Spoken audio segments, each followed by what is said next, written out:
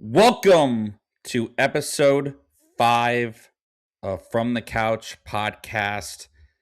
We got Aiden, we got Levi, as per usual. I, of course, am Peter. Gentlemen, we had quite a weekend. We had the opening series for MLB, Sweet 16 Elite 8 happened. A lot going on in the sports world. How you guys doing so far today? Yeah, I'm doing good, Peter. Happy to be back recording and what an opening week for the MLB and talk about an insane Elite 8 in college basketball. It's Levi, been how you doing? incredible. It's been incredible. Been enjoying just the opening weekend for the MLB and everything that's been going on with March Madness. An incredible game that happened Sunday night that I was watching live with my colleagues at work, and just an incredible reaction to some games here that we'll be getting into. So why don't you start us off? Yeah. So as everyone knows, the Sweet 16 Elite 8 just got done. The Final Four is set. We will have UConn playing Illinois as the first game at 5 o'clock Central Time, 6 o'clock Eastern. Followed it up with potentially the best Final Four matchup that we've probably seen in decades. Arizona versus Michigan, which is probably going to be the bloodbath of that. But guys, we got to react to Sweet 16 and the Elite 8 weekend. What was your guys' takeaway from what you guys saw last weekend? I'll start here. I'm gonna bounce straight over to the Michigan Alabama game. Exactly what I said is exactly what happened. Michigan came out the gates storming. We're up 30 early. Alabama tried to claw back, but just what can you do? That Michigan team is just so good. Michigan ultimately wins that game by I believe 31 last I had seen is what it was. I don't know if that held on there at the end of the game. Just check that here really quick. But yeah, it was an absolute. I mean, that was just an absolute bloodbath. Um, for the Elite Eight. It was actually closer than I thought. It was 13. My mistake. And then following that was Michigan Tennessee, where once again the exact same thing happened. Michigan just absolutely dominated all uh all 40 minutes of that game, winning by that one was by 30. It was actually by 33. So and it's an absolute bloodbath there on both sides. Uh, just unbelievable stuff from Michigan. They are my favorite. Once again, we've obviously hammered that home going into the Final Four, ultimately national championship. But yeah, unbelievable on that side. Yeah, absolutely. I was one of my most shocking ones was the Nebraska game. They lost in the Sweet 16 to number 9 Iowa, and I think we had talked about when we initially made our bracket predictions that we thought Nebraska could get themselves a pretty good way and potentially maybe get themselves into that Final Four slot. But just a shocking upset to see them go down to Iowa. They lost by 6 in that game, and I couldn't believe seeing that. But I think the biggest shocker, no surprise to Peter here, is in the Sweet 16, Illinois beating Houston and by a pretty good margin. I mean, they beat them by In Houston, 10 by the way. In in Houston, by the way. Houston. Yeah, Peter, how you feeling about that? Okay, so I want everyone to note this. That first half between Houston and Illinois was probably the ugliest basketball I've ever seen in my entire life. Like, it was bad. Like, I think like combined, like the two teams shot like had like 47 points combined between the two of them in the first half alone. It was ugly basketball. But then Illinois obviously opened up the floodgates. I think they went on 18 to nothing run, if I remember correctly, in the start to second half. Um, but yeah, like they won in Houston, and people, I've seen some people on the internet be like, oh, like Illinois, like they had such an easy road. They had to face Penn, VCU, Houston, and number 9 Iowa to get to the Final Four. It's like that Houston game, you're playing in Houston's backyard to win that game, and then in front of a hostile crowd, and you won convincingly, even though it got kind of close towards the end. Like Illinois did play, like I think the best team in that side of the bracket. Like obviously, people are going to be like, well, what about Florida? What about Vanderbilt? What about those teams? It's like I think Illinois, skill wise and depth wise and talent wise, was the best on that side of the bracket, and they showed it in there. Now they're representing that themselves in the Final Four. Yeah, it's absolutely incredible. And then you go into the Elite Eight, where it just got even crazier. I mean, the game again I'm talking about, I got to see with my colleagues, watching UConn beat Duke after their player he didn't hit a single 3-pointer all night in that game, and his one 3-pointer came down to the end that put them up by one to seal UConn a trip to the Final Four, Shout upsetting out Duke. Braylon Mullins. Yeah, Shout out Brandon and Mullins. now Illinois gets to go face UConn, which if you haven't promoted in the past, you're not too happy about. No, I think for Illinois, like, that was the worst possible matchup you can get. I mean, like they play each other back on Black Friday, and they got smoked. But obviously, this is a different Illinois team. You got Keaton Wagler starting now instead of like Kylan Boswell at the point. I think it's better. I think that they're more offensively versatile. But I'm getting PTSD to back in 24 when Illinois and UConn were playing, and like UConn was up by 1, and then they went on a 30-0 run, and I'm petrified now. Yeah, the that's a tough matchup there for Illinois, especially with Terrace Jr. on the court there for UConn. Absolute dog, just pretty much wrecks every game he plays in.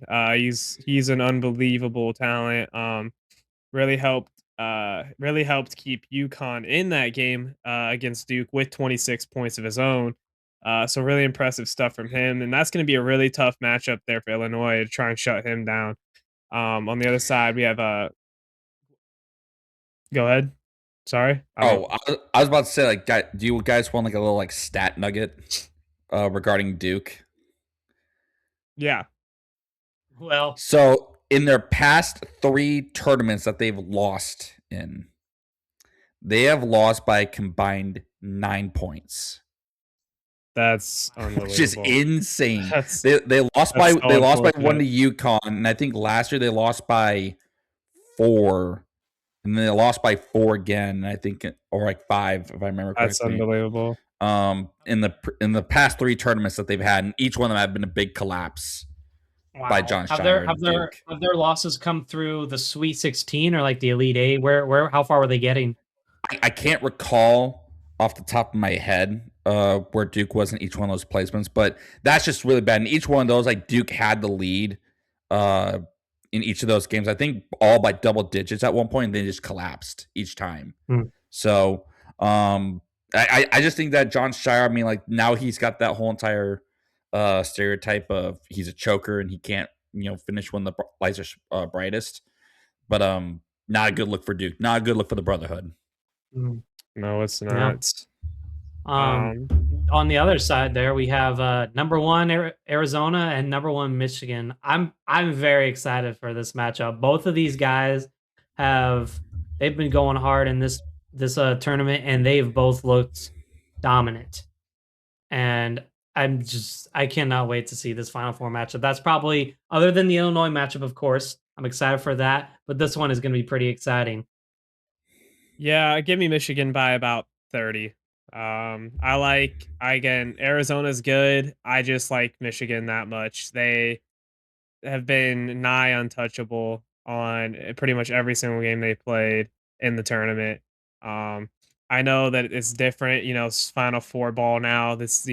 Arizona is obviously a really good team, but when you're playing the way you are, the way Michigan has been, especially coming off of a 30-point win like that. Now, there is the possibility of, oh, we just won by 30, so they come in a little sleepy, come in a little rough around the edges, so they could find themselves in a position where they have to shape up, maybe at halftime.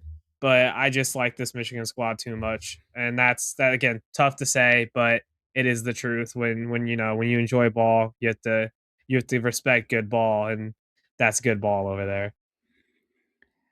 I'm actually on the opposite side. I'm going to take Arizona because I did not know this. All 5 of Arizona starters this season is in double figures.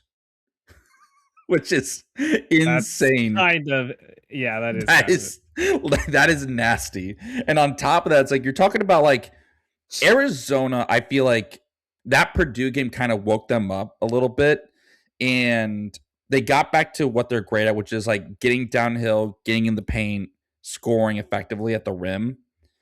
And for Michigan, like they haven't had anyone test them since Purdue played them in the Big Ten tournament. And I'm really thinking that Arizona, like they're going to meet Michigan right where they're at, and they're not going to back down. And I feel like for Michigan, it's like they've blown out every opponent that they've played this year in the tournament. And I think that Arizona is going to punch them in the mouth early, and Michigan's not going to be able to respond because they're like, what the heck are these Wildcats doing? And I think Tommy Lloyd and the Wildcats, I think that they got national champions written on them right now. Well, I guess this probably assumes to me that if Illinois beats UConn, you guys would rather face Arizona. Is that right?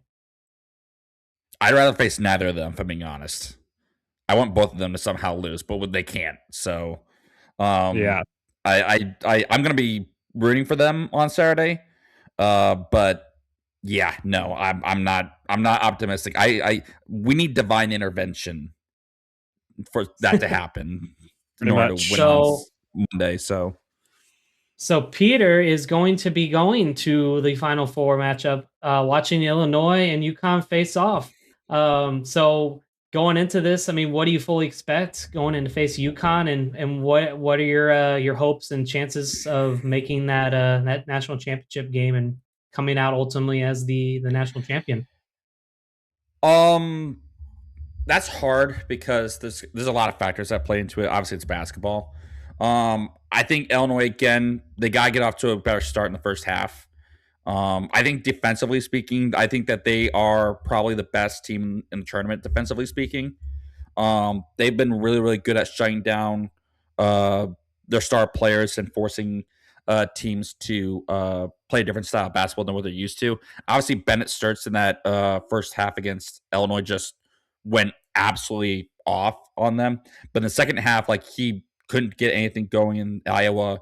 That was a good 3-point shooting team, just couldn't shoot the ball at all in that second half, and forced them to like go into the paint, face the Avicic twins.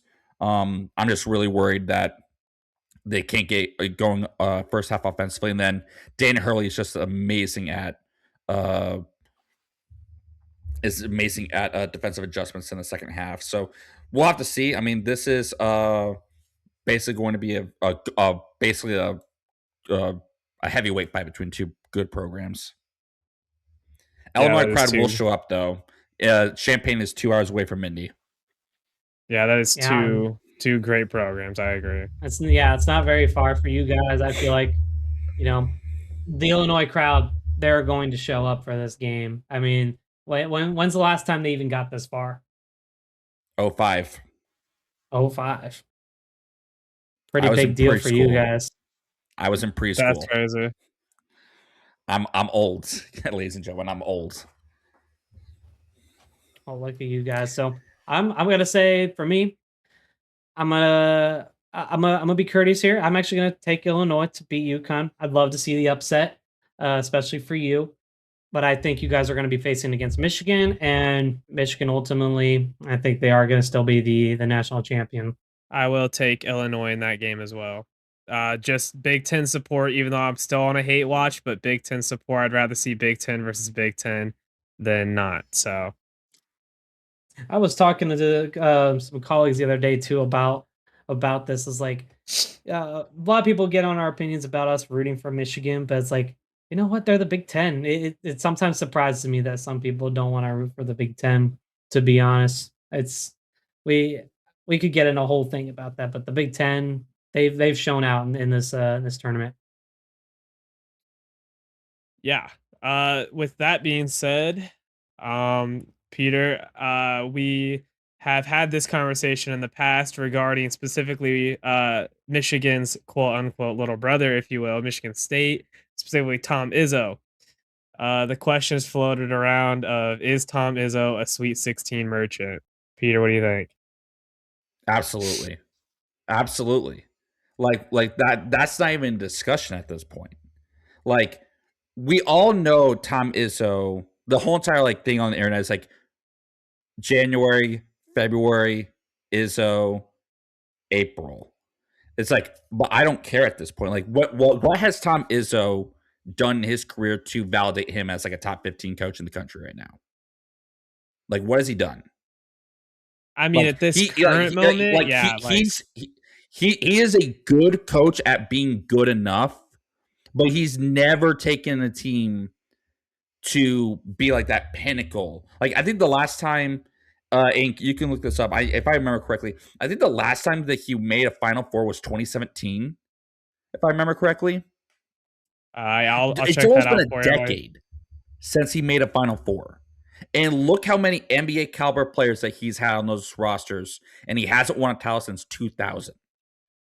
Like, and I get like he's gonna be like, oh, like the NIL is super hard to recruit, dude. You had you almost like were a tier below perennial like blue blood in college basketball, and you like Michigan has had I think as many Final Four appearances as Izzo has had this century, and yeah, sure, Michigan hasn't won a national title, but it's like Purdue's been to a Final Four recently. Michigan's been to like they're in the Final Four right now. Illinois is in a Final Four right now. It's like what are we doing in terms of like talking about like Tom Izzo's a great coach? He's a Sweet 16 winner. He's good at being good enough. Yeah, that's a valid argument. However, I would also like to flip the coin on that and say, I is he a Sweet 16 merchant? Maybe. Like, there's an argument there, like you brought up, but I think it's hard to deny that he isn't like I think it's hard to say that he isn't one of like a top coach, in the current college basketball landscape. I think there would be a lot of teams that would take current Tom Izzo over, maybe another coach if he was available in the coaching carousel. You know, I think he is a really good coach. I do agree that they have definitely underachieved for what they've had come through the program, but I don't know if I would necessarily call him a Sweet 16 merchant because I think to be a Sweet 16 merchant, you'd have to make the Sweet 16 a lot. And I mean, this was the first, I think, Sweet 16 and well, this is the second one in what, like 6 years, something like that. So I mean, they're not even making the Sweet 16 like a bunch. Like they're getting in there, on occasion. Maybe I think it's let's see, it was 2019, 2023, and then this year, like and even then in 2023, they only went to the Sweet 16. They didn't make it through the Sweet 16. So I wouldn't call him a Sweet 16 merchant because he hasn't, if that makes sense. But that's my personal take on it. I think the biggest problem I have with Izzo is the fact that he just like it's almost like he wants the Michigan State to be good enough to be talked about in the media. Like not to the point where it's like they're a national championship contender. Like seriously, Kevin Ollie. Do you guys remember Kevin Ollie at UConn? He was the one that took Roughly, vaguely. like he was the one that took Shabazz Napier and that UConn team to a national title. It's like an 8 seed. And it was like a 8-9 matchup, and the national championship was terrible. He Gotcha. won 2 national championships at his time at UConn, and Izzo has 1 championship at Michigan State. Dang, yeah, that is kind of crazy. Like, not gonna lie. It's bad. Like I understand like prestige wise, like I think he's like the all time like leader in the Big Ten like wins, if I remember correctly, which is good for him. Like that's longevity, but we can't Right. say, oh, like he is like in this echelon of like Coach K, Roy Williams, Bill Self, potentially Yeah. talk about Dan Hurley if he wins the national championship this year. It's like he can't be in that tier if he doesn't win a championship. And I feel like Michigan State's status as like right below Blue Bloods like starting to go down because like Michigan with Dusty May in his second year is in a Final Four with a whole roster that's full of transfers. Right. Like what are we talking about? Like he's got to adapt or you got to move on. Yeah, that's fair. Well, I mean, so but he did. Go ahead.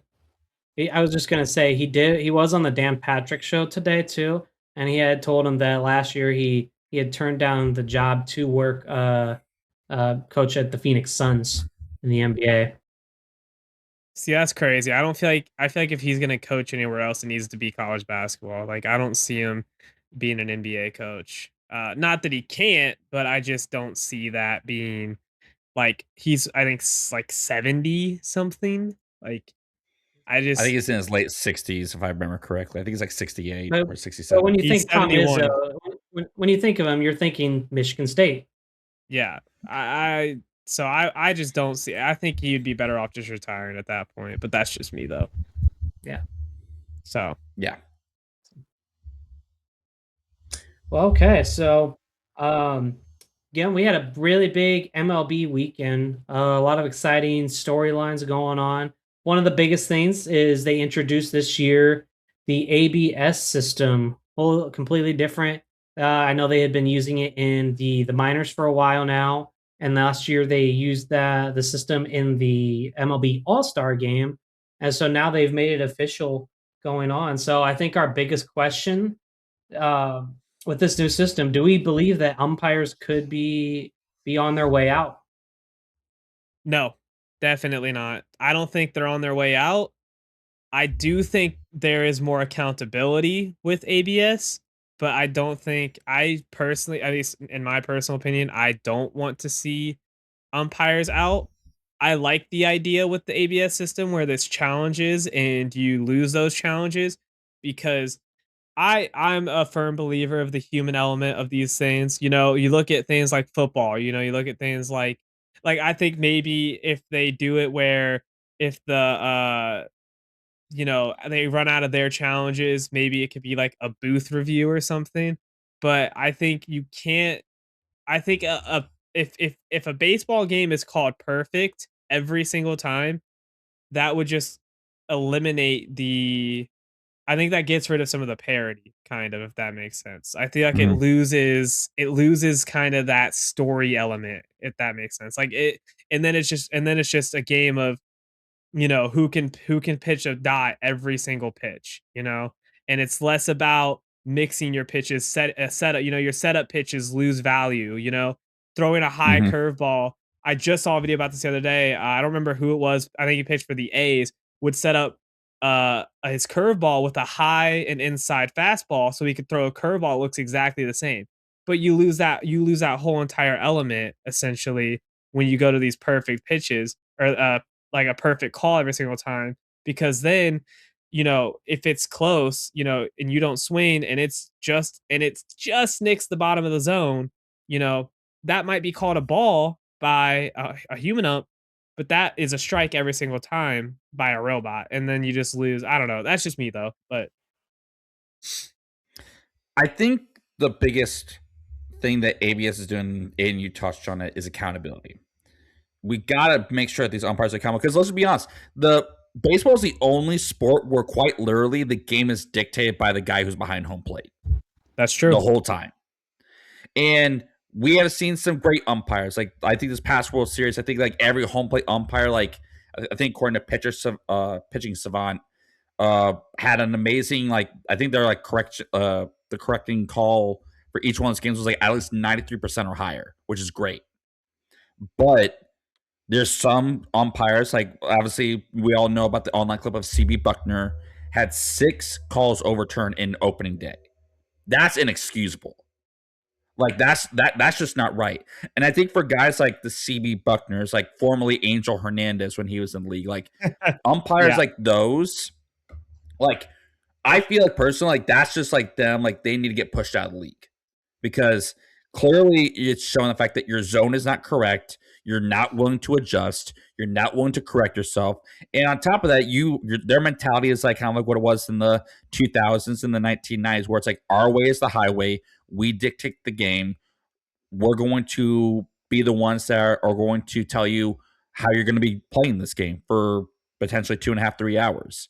And that's just not the way baseball needs to be played anymore. Baseball needs to be played at a very high prolific level. And these managers and players are being held accountable. Why can't the umpires be? And I'm not saying like, hey, let's just get rid of umpires in general because like that's just not going to happen. But I feel like there needs to this ABS system is basically telling the umpires, for lack of a better term, by the MLB, get your zones in check because it's no longer your preference. There is a designated strike zone that you have to prepare for. Yeah. I'm gonna run some stats by you guys about the ABS system so far with all the games that have been played, not including today. So the successful overturn rate by a batting team for their challenges, it's currently averaging at 38% winning those challenges rate. So the Yankees, they've had the most challenges so far. They've gone 80% on a win rate, while the Reds are actually right behind them at 78% with a win. Now the successful overturns by fielding teams, they're averaging right now 59% win rate. Dodgers have the most at 63%, followed by the Brewers at 83%, just for the amount of attempts of challenges they've had.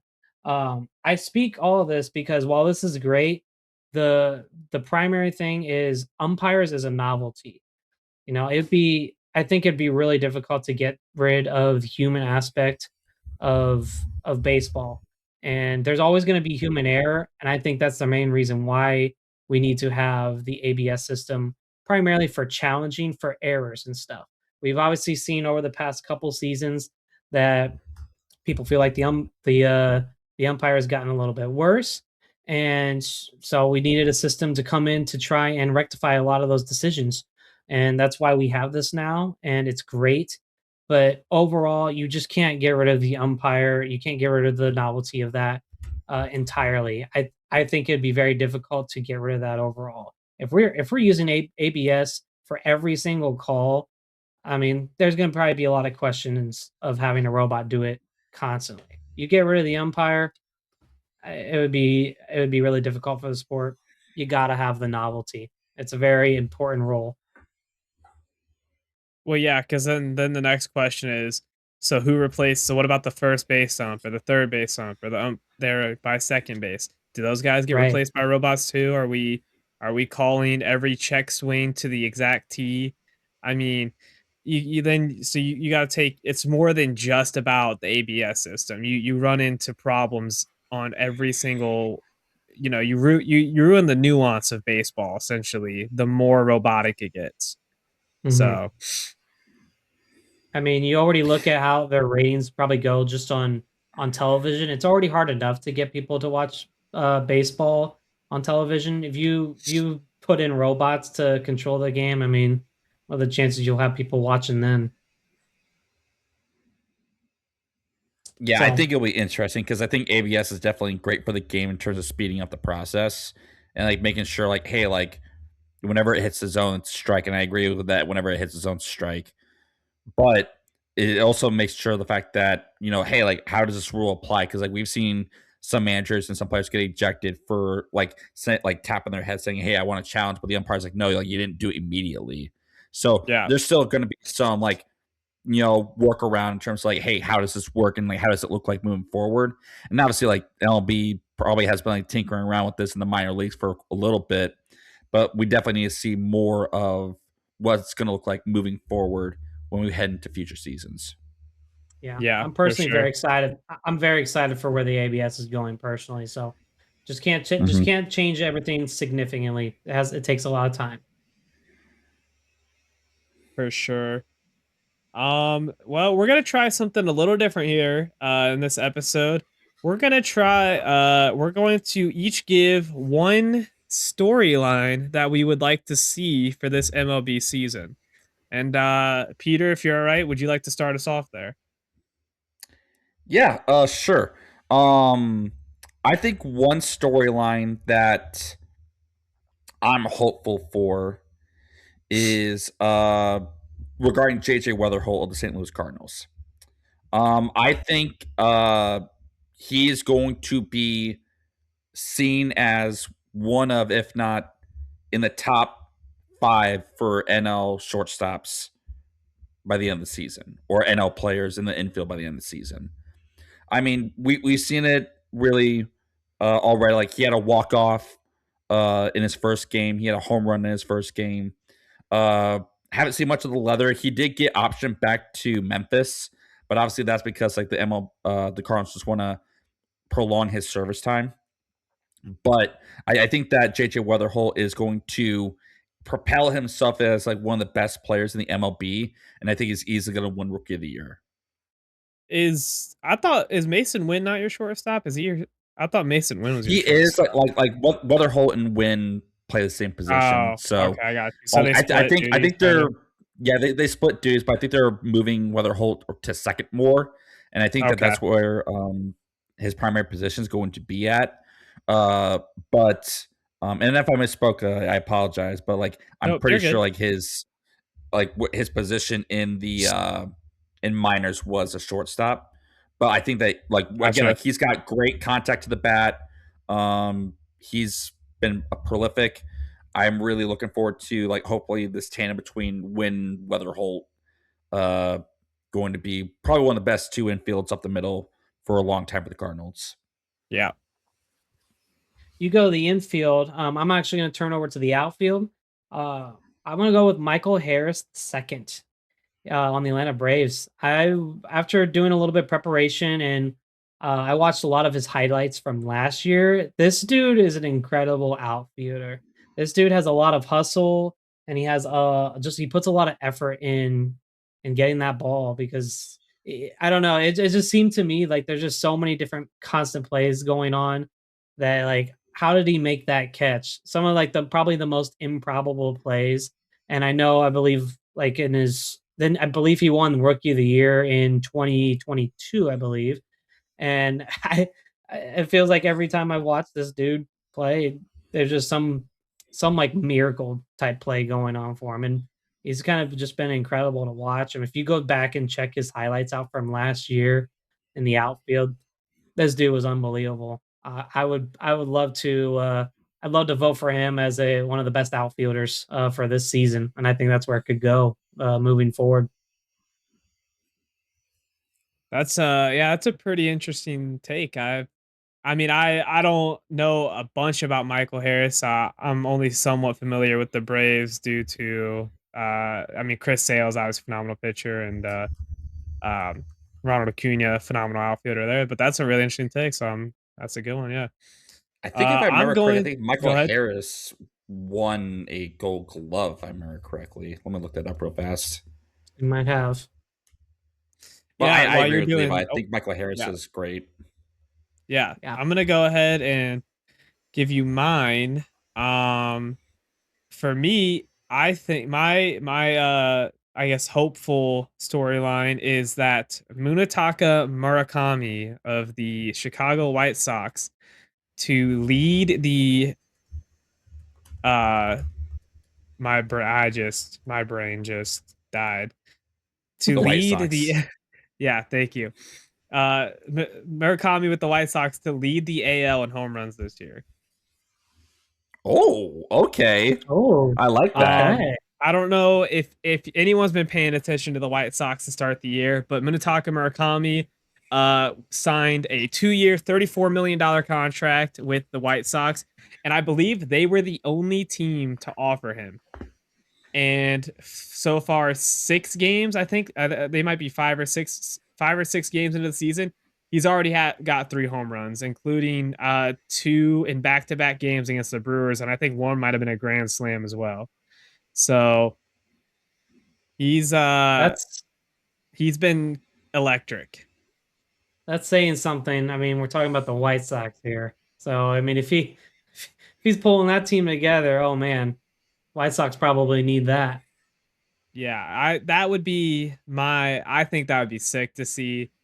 I don't think he's going to be taking the White Sox to the uh playoffs or anything like that, but to see him perform really well and ideally earn himself a really nice contract, I think would be really cool. I That'd agree. be great. Okay, Absolute so wagon. our Yeah. next thing we're gonna do, we are going to do a draft for some of the best MLB uniforms of all time. And I believe I'm going to be starting us off here. So I'm actually going to be going with the White Sox. I'm going to be choosing the White Sox City Connect jersey. Now, if Which either of you guys are familiar with their jersey, Wait, which one? it There's is two. They have which one? I think he's taking the This south is side their one, if I remember correctly. so this is their City Connect jersey. It is actually done in so with the Chicago Bulls. So Oh, okay, they're Oh, pretty that much one. yeah, they're pretty much honoring the Chicago Bulls, and they're taking their style of jerseys and putting that into a White Sox uniform. And personally, I think that one's really cool. So I really love that. And that was I gonna gotta be pick one the of my White Sox picks. City Connect. It's a good one. What can you say? I really like I that know jersey Peter a probably lot. loves that too, being a Bulls I fan. was thinking that you're going to go with a different City Connect jersey for the White Sox, but I'll leave that up for Aiden or someone else to take that possibly later on. Aiden, I believe you're up Oh, next, if I okay, yeah, recall. sure. I'm gonna go ahead and be a homer really quickly and just get it out of the way because I'm only picking one of my home team's jerseys. I'm gonna take the 1995 throwback jerseys for the Reds, specifically the 2019 edition, which is where you've seen the really famous clip of Derek Dietrich and Michael Lorenzen in the dugout curling with the cutoff sleeves, the Reds jerseys. Um, That's a great pick. I like that. that's gonna be my first pick. 1995. Oh yeah, that's a pretty good jersey. Yeah, it's the I like cutoff that. sleeves, super tough, super tough. Um, I'm gonna go with this first pick of mine. Um, it's kind of chalk. I'm not gonna lie, but I think it's probably the best home uniform in baseball. It's the arch rivals of my favorite team. I'm gonna go with the Cubs home jersey Just their classic pinstripe. home jersey. Yes, the white pinstripe one I with the respect blue. that. I respect It's a that. it's a it's I'm not gonna lie. I think it's the best home uniform in baseball. It's just so good. And I That's despise the fact that it's from the Cubs, but it's the Cubs. They got a great uniform. I can't I deny it. respect that. Yeah, I respect it. Speaking of like classic uniforms, my next pick, I'm just gonna go with the classic Yankees home jersey. I mean that jersey's been around probably since the initial conception of the Yankees, and just so iconic. When you think of MLB, you probably think back to like those 1950s, 1960s New York Yankees, and you just picture in your head those white with the blue striped jersey. So iconic. I don't think you can get better than that than the typical classical jersey. Yeah, I think that's a good pick. Obviously, It's a one of good the pick. most famous jerseys in the world. Really, I mean, you could be in Italy and you'll see a Yankees jersey. You could be in Cuba and you'll see a Yankees jersey. So that's yeah, really really good pick.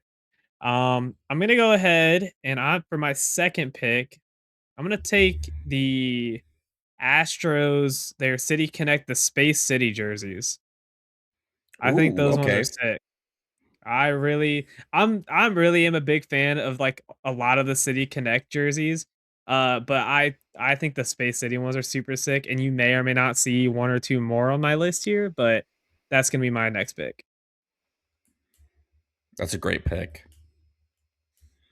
Um, I could go in a lot of different directions for this next pick. Um, I don't want to go kind of chalk here, but I'm gonna go with the Boston Red Sox. I'm gonna go with their home jerseys, their white jerseys. I I think that respect it's a that pick too. classic uniform. It brings up memories of like David Ortiz, Manny Ramirez, Jason Varitek, Kevin Youkilis. If you know, you know. I think that those uniforms are awesome. I respect that pick as Yeah. well. Yeah, and you guys have talked about just some of the City Connect. It's kind of hard to deny the City Connect jerseys. Love that idea. So for that, I'm gonna actually I gotta go with the Reds City Connect jersey. I love their Cincy one. They introduced that. I can't remember when they introduced it, but um 23, I was it think. 23? But I remember when we first saw those black and red jerseys, I was like, oh, this is like a really interesting take on Reds jerseys overall. It felt very different, which I know is the whole premise of the City Connects. But I just really love that one. And whenever the Reds are getting ready to play in those City Connects, you just know, like, oh man, this is going to be an exciting game. Yeah, I love City Connect, so I think that's a great pick. For my next pick, I am going to take, and this one might be a little bit more of a shocker. I'm gonna take the Arizona Diamondbacks throwback jersey with the purple sleeves. Oh, that was gonna be my next pick. That sucks. That's such a I great absolutely love jersey. that. Yeah, obviously throwback to, the days of Randy, things like that. Um, I think those are a good pick or a good jersey. Um, yeah, I love that pick. That's awesome. The next pick I am going to do is I am going to go with the Phillies throwback uniform. It's that kind of like that lightish blue and maroon Yep. jersey. It's Yeah, I think that's probably like the best throwback uniform probably in baseball right now. It's iconic. It's great. I love that jersey. I don't have one, but that's I a would good pick. love to get like a Kyle Schwarber throwback one. It's a good pick. Um, My next one, I'm actually going to also be picking the Houston Astros. This is their 82-83 home jersey.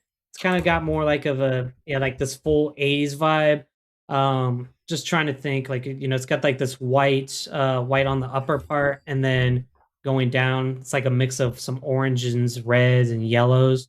And they got I'm like gonna their take a little look at this iconic one. star You on said there. 1982, 83? 82-83 home jersey. I For the just kind of like the look Astros? of it for the Astros. It looks very, it kind of Oh, like yeah, I gives know what like you're off like talking a. about. I'm just trying Oh, to the think the Nolan vibe it Ryan gives ones. off. Those are great. Yeah, Yeah, that's a great pick. looks It's a like a great one. very looks like a very nostalgic like throwback jersey. I could see them wearing like here in the modern day for like one game or something like that. Looks really good. Yeah, for my next pick, great pick, by the way, Levi. Thank you. It's a Um, great pick. for my next pick, and shout out to our good friend, Bryce Brown.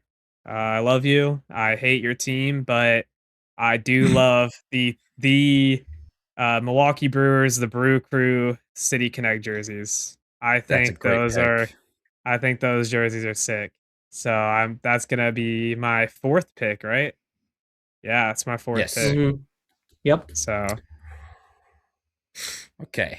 I'm gonna go with my next pick here.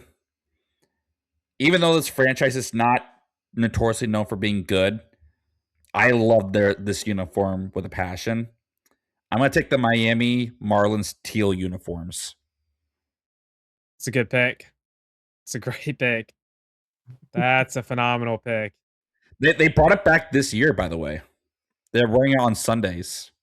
Yeah, Oh, that's a great I'll pick. have to check that one out. Check one of their games out with those jerseys on.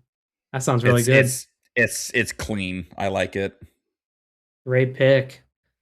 Um, my last pick, I am going to be taking the Washington Nationals, their 2009-2010 Patriot jersey. Wow. And so That's if you take a look at their jersey, I know it's got like the red, white, and blue. Primary colors blue, and they got like they got the DC logo with the American flag flying on it. Very American for this team, Ooh, especially. I really like this jersey, and if that's a really I was nice one with the American flag in it. quite that's honestly, if they were playing in the World Baseball Classic, I would like them to have a jersey design similar to that. that was unironically, I was looking at those ones earlier. That's a great pick. So, It's a great pick. for my fifth and final pick, and I'm gonna give a quick honorable mention just because we mentioned it earlier, but I was going to pick it, but because we mentioned it, I'm not picking it anymore. The South Side Chicago White Sox, so honorable mention to them. Uh, for my fifth and final pick, I'm gonna take the Orioles, like the all orange jerseys. You know, when they're wearing all orange, like Oh, pants, the okay. whole. I I don't know what it is. Like, if I got to give like a specific range, I'm looking at like 2018 Orioles, like that range there. But something about that, like I just love that all orange combo, especially with the black to like in the like the background black where it kind of highlights it almost. I actually really love that too. So that's gonna be my fifth and final pick. Great pick. It's a great pick. All right, so I could go into two different directions. I could go with the Mets all black uniform that they had back in the day, back when David Wright was playing. Or I could go with the jersey I'm wearing now with the St. Louis Cardinals in their victory blue uniform. Give me the Cardinals. Give me their victory blue uniform, but not the current one. Give me the one like back in like the. Actually, no. I'm gonna switch that up. Actually, give me the current day, like what I'm wearing right now. Give me this St. Louis Cardinal I Yeah. respect victory that. blue uniform. That's a good pick. Model for us. Model for us. Let's see it. That's crazy.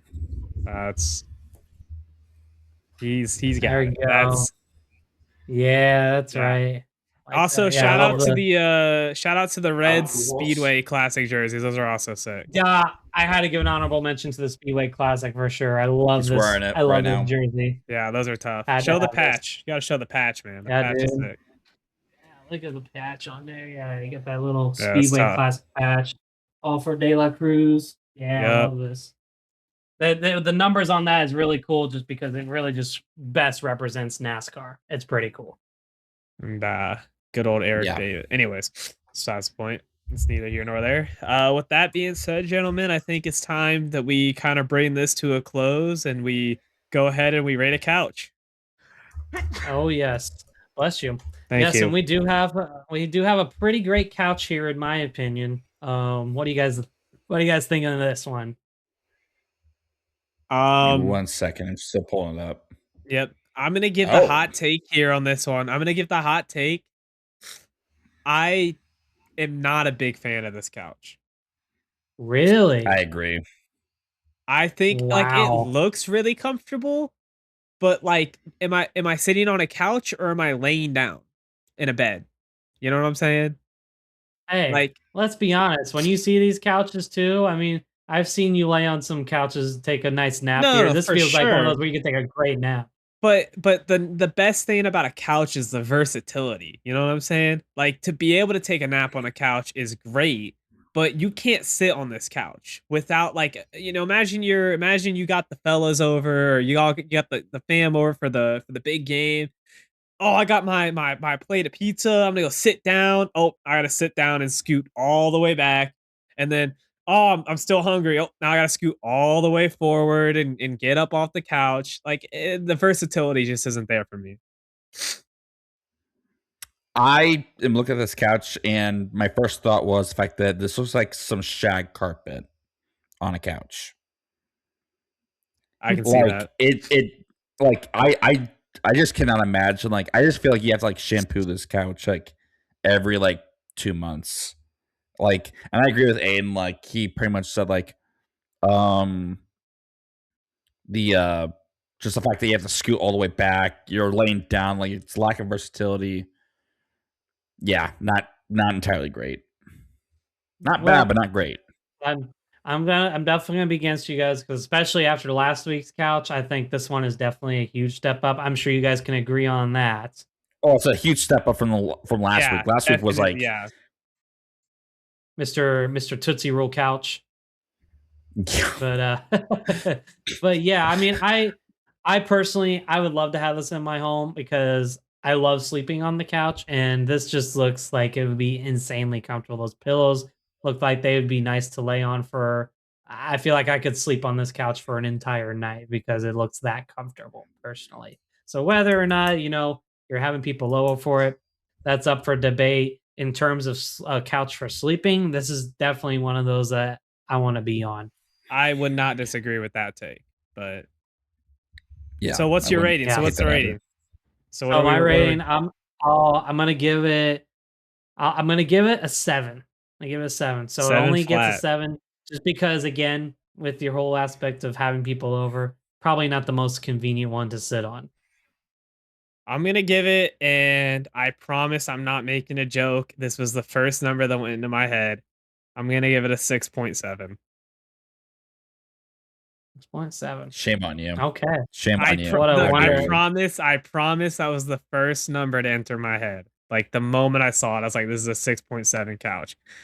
So I'm gonna give this couch like a 5.8. 0.8. Like it's Damn. solid, but it's not like my preference. see, but I feel like that's just a little too low. Like this is definitely a comfortable couch. You know what I'm saying? That's just me. No, though. I Again, agree it's a comfortable couch, but I just don't want to be laying on my couch. If you that's fair. Yeah, that's fair. like, I want to be sitting upright and like enjoying what I'm watching, not like laying down falling asleep while I'm trying to watch a show that I care about. That's fair. That's fair. I don't know. I could see you falling asleep to some Netflix on in the background on this couch. Hey, Personally. all I know is the fact that if I miss like an episode of like Daredevil Born Again, or if I miss the latest episodes of Invincible on that couch, I am throwing that couch onto the curb. Yeah. That's all I'm saying. That's Yeah. fair. Yeah. Speaking of watching stuff, fellas, what are we watching out there right now? Pretty much the same thing as last week. Gonna keep up with March Madness. I watch, pretty much watch as many Reds games as I can as long as I'm not at work, and keeping my attention on the NHL as well as the Blue Jackets trying to make a push to stay in / make the playoffs. So For me, I'm going to be watching some women's basketball. Illinois State, the women's team is in the WNIT. They're in their Fab Four tonight. They're playing at South Dakota, and if they win, they'll be going to the championship where they play on Saturday. And then tomorrow, Illinois State plays against Auburn in the NIT Final Four in Indianapolis. So I'm excited for both of those because that's my alma mater. But yeah, and then obviously watching some entertaining shows. Invincible season 4 has been releasing episodes weekly. I'm all caught up on that's absolutely awesome. And then Daredevil Born Again also is out right now, and I've been watching that. So I'm Cannot wait. I'm in the trenches right now. Cannot wait for that. I'll be checking out, of course, all of our Final Four matchups coming on Saturday. I wish you good luck, Peter, to your team in Illinois, and have fun in Indianapolis. We cannot wait for that. Also checking out today, here in actually the next hour or so, Artemis 2 is going to be taking off, and they're going to be flying around the moon. It'll be a full 10-day trip. So I'm going to go outside here in a little bit and watch the rocket launch here from that's cool. Orlando, Florida. So cannot wait for that. Cannot wait for everything going on in the sports world. Lots of exciting things. Cannot wait to see the conclusion of Final Four championship, and just as we go here in this MLB season.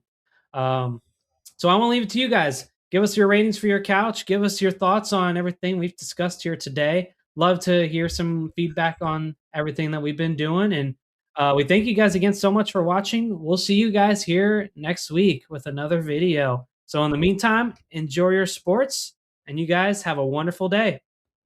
Peace.